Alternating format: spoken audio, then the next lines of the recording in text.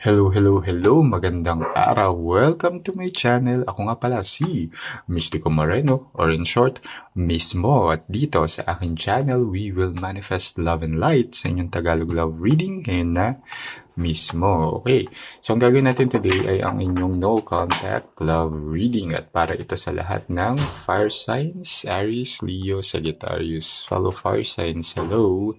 Okay,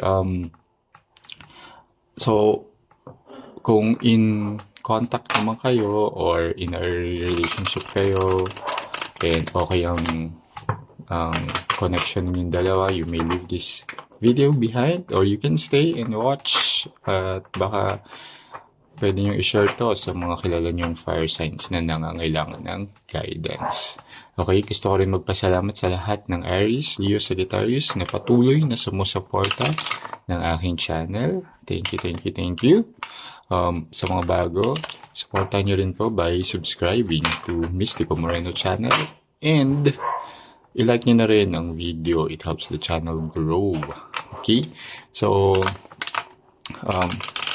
ayan.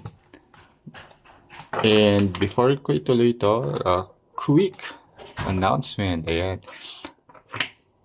Dahil Aries ngayon, and I am an Aries, your fellow fire sign, ay mamimigay ako ng 2 free personal private love reading para sa 2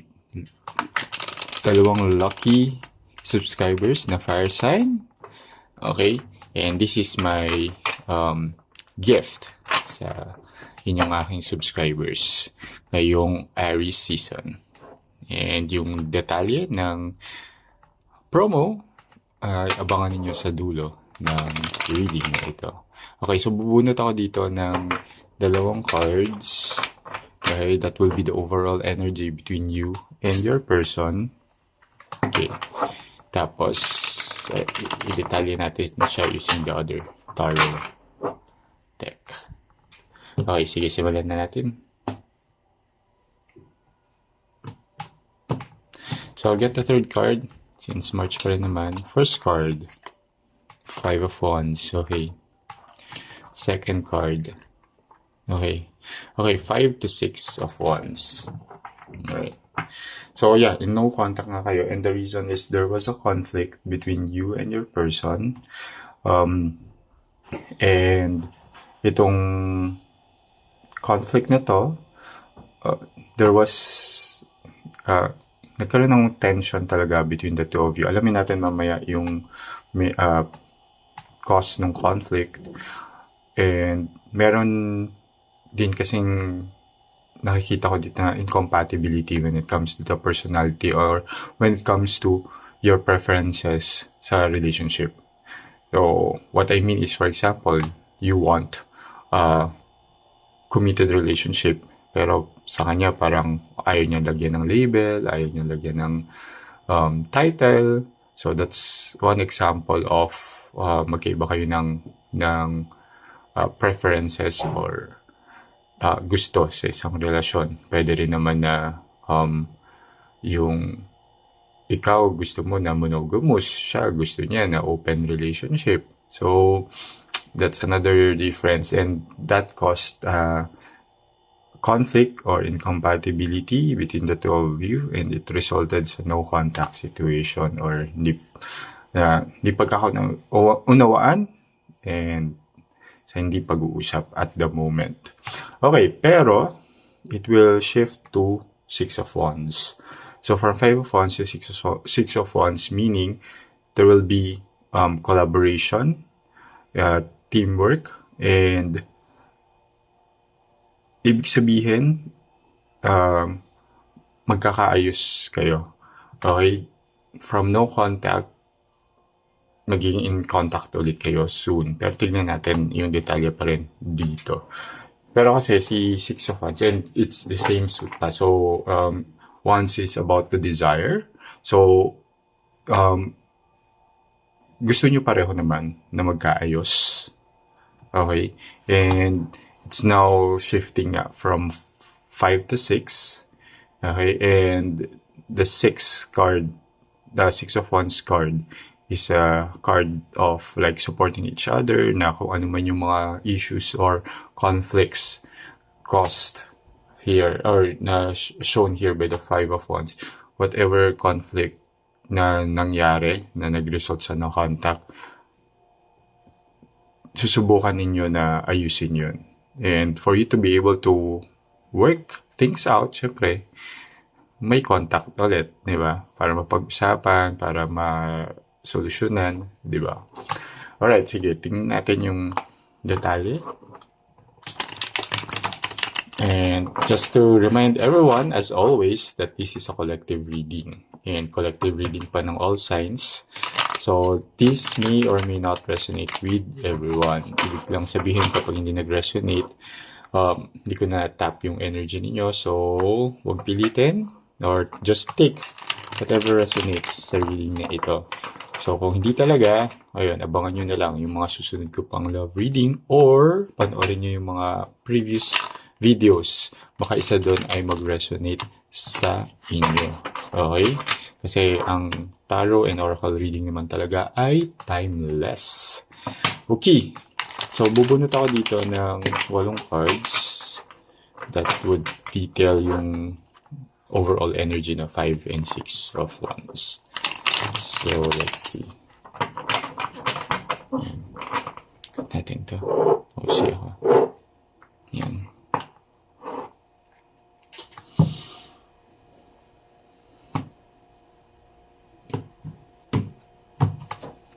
So, I'll get the third card again. First card, Queen of Swords.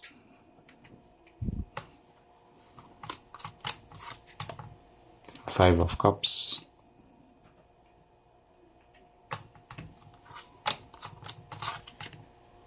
Nine of Swords. Fourth card, the World. Okay. Fifth card, Page of Swords. Swords ha.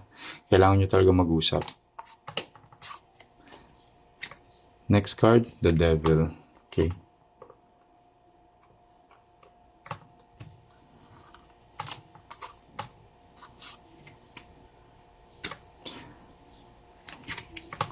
Seventh card, Knight of Cups. And last card, the Star. Okay. Ayan. Okay, so walang lumabas na coins or pentacles. So, hindi siya talaga something na about tangible stuff or material things. And nag-ano siya talaga sa, yung detalye pa nung wants, which is your desire, is related to the emotions, as shown by the cups here, and most of the cards are swords, which is communication. Alright. Sige. And bottom of the deck, you don't see coming, the energy is the Chariot.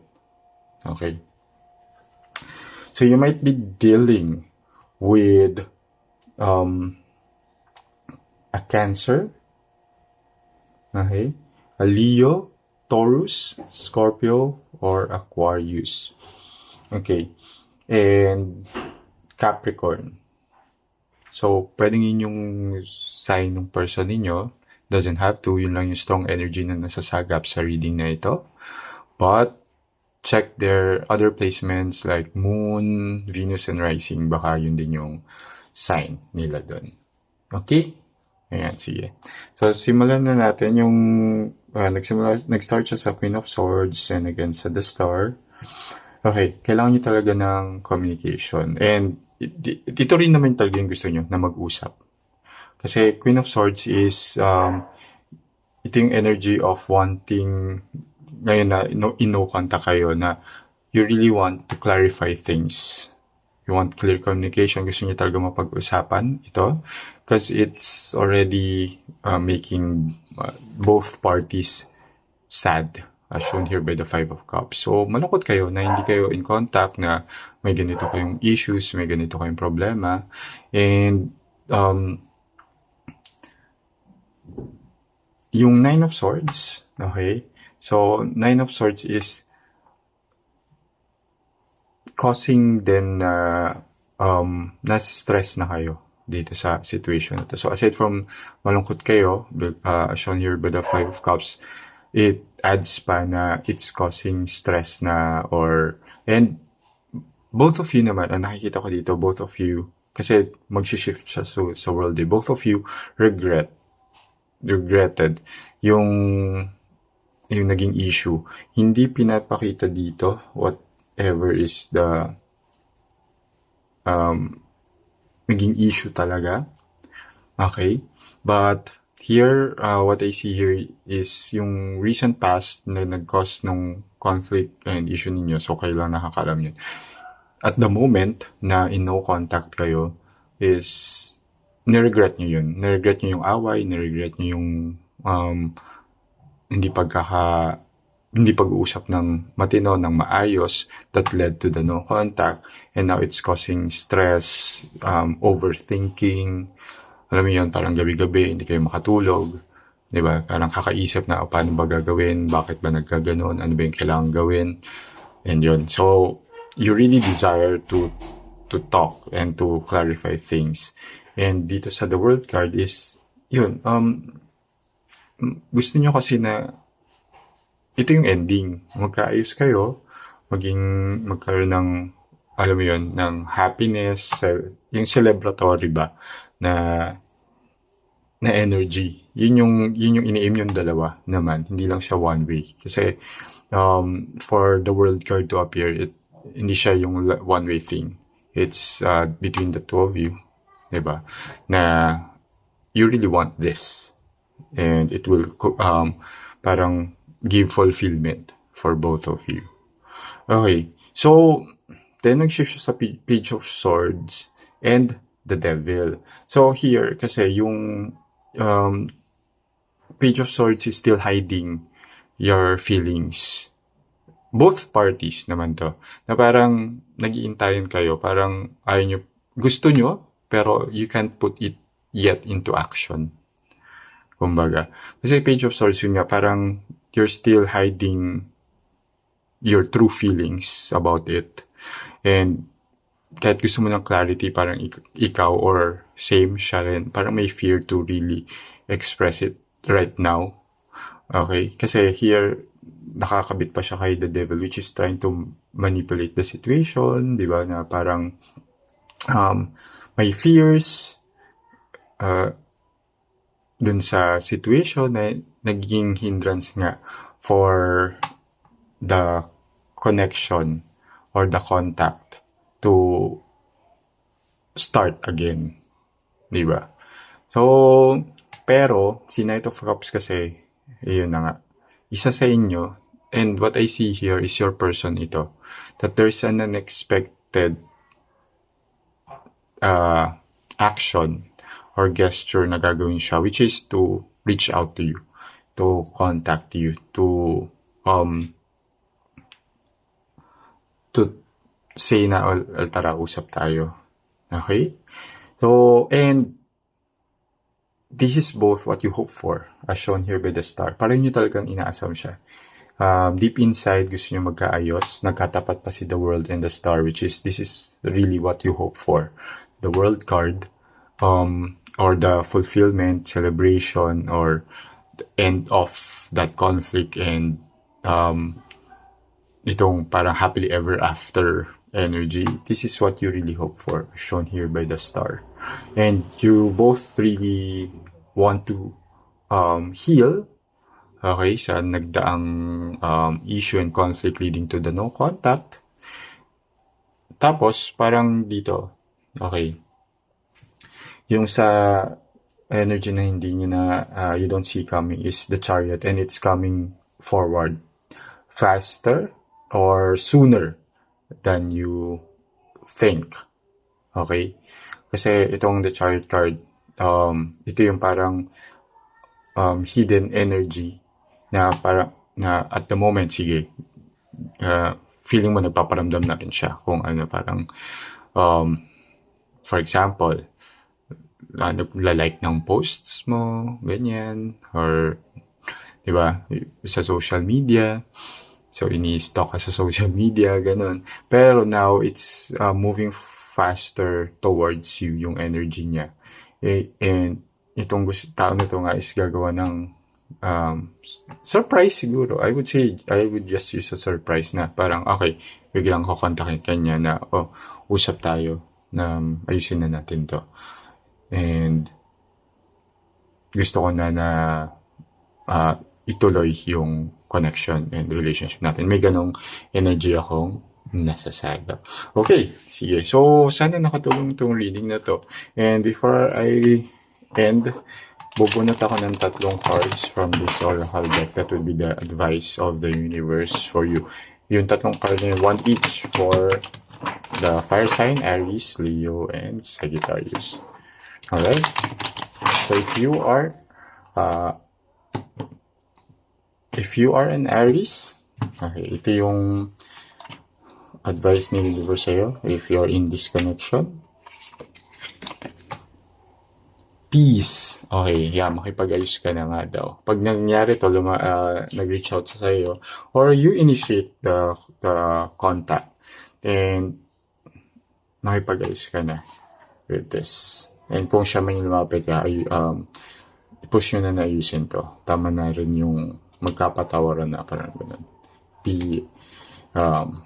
At peace na rin. So, if you're Leo, memory. Okay, so, ang nakita ko dito is go back to those good memories na meron kayong dalawa. It will help kung babalikan nyo yun and mag-focus kayo doon. Not saying na kalimutan na yung mga bad memories. You use it to improve and to grow the relationship na mas parang lesson learned, experience ba ninyo na okay, ito yung mga hindi na natin kailangan gawin, ganyan. And what sinasabi ni universe is use those good and happy memories to help you parang mas maayos to or mas magkaroon ng forgiveness sa isa't isa, diba? If you're a Sagittarius, Serenity. So, it's similar dun sa peace. So, parang sinasabi din talaga na kapag dumating siya, it's coming forward with the Chariot, the Knight of Cups, and the desire, yung to talk. Okay? And yung feelings talaga nila is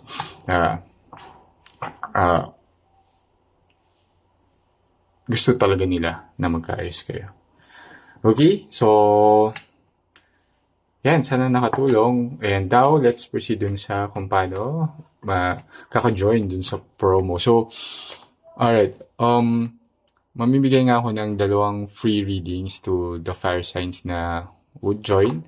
So, first, mag-email kayo sa Mystico Moreno email address na makikita nyo sa description box. Then, indicate yung username ninyo. Then, tell me your story and ayun, bakit din parang kayo yung bibigyan ko ng free love reading. Tapos pipili ako sa lahat ng mag-i-email ng 2 lucky winners. And yun, I'll provide information on the personal reading na gagawin. The personal private reading na gagawin natin. Then, after nyo mag-email, balikan nyo tong video na to, comment kayo sa baba nung sign ninyo. Like, for example, Aries. Tapos, email sent. Tapos, i-check ko. And make sure na subscribe kayo kasi i-check ko yung username niyo. Ibabangga ko siya dun sa username dun sa email. And, yeah. And then, I'll pick sino yung 2 lucky winners na makaka-avail ng free personal love reading. Okay. So, yun lang. Sana abangan ninyo yung mga susunod ko pang love reading. Kita-kits na lang muli. Ako si Mystico Moreno, or in short, mismo. Ingat!